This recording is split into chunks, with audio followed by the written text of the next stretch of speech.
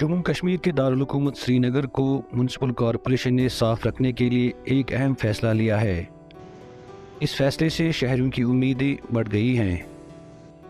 सड़कों और नदी नालों में कूड़ा करकट जमा करने के बजाय अब एसएमसी गाड़ियों के जरिए इस गलाजत को घर घर जमा करेगी और एक ही मुकाम पर ठिकाने लगाएगी।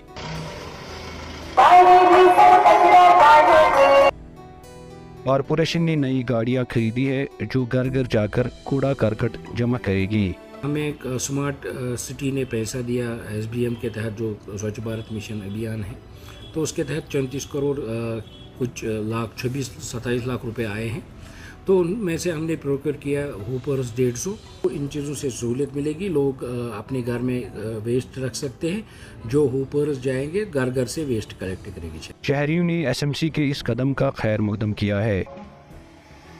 ये तो सबसे अच्छी बात है। अगर यहाँ सफाई हो जाएगा, यहाँ पानी भी चलेगा अच्छी तरफ, बदबू नहीं आएगा। गर्मी में तो यहाँ से हमको खिड़की नहीं खुला सकते है, इतनी बदबू यहाँ से आते है।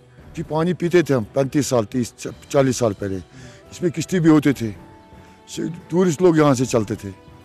अब तो यहाँ से गंद उठ के जिसको भी कचरा निकलता वो दरिया में फेंकते हैं। देखो तो अलबत्ता बरसों से शहर में दरियाए झेलम और दीगर नदी नालों में जमा कूड़ा करकट हटाने की ज़रूरत है ताकि पानी के वसाइल आलूदगी के ज़राया न बने और शहर की रौनक भी बहाल हो। ईटीवी भारत के लिए श्रीनगर से मीर फरहद की रिपोर्ट।